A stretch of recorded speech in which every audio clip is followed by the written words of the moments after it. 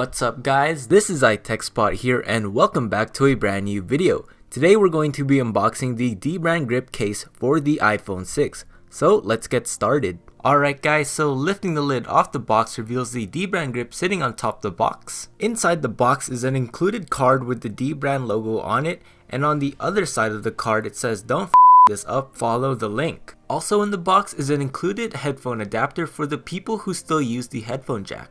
Alright guys, so now we're going to take the case out the box and take a closer look at it.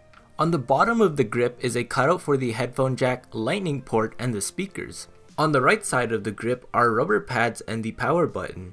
At the top of the grip we can see the dbrand logo along with the rubber supported corners. And lastly, on the left is the ringer and mute switch along with the volume rockers. Alright guys, so now we're going to install the iPhone inside the dbrand grip case. So what you guys want to do is align the bottom two corners into the case, then you guys want to press down on the top left corner followed by the right side.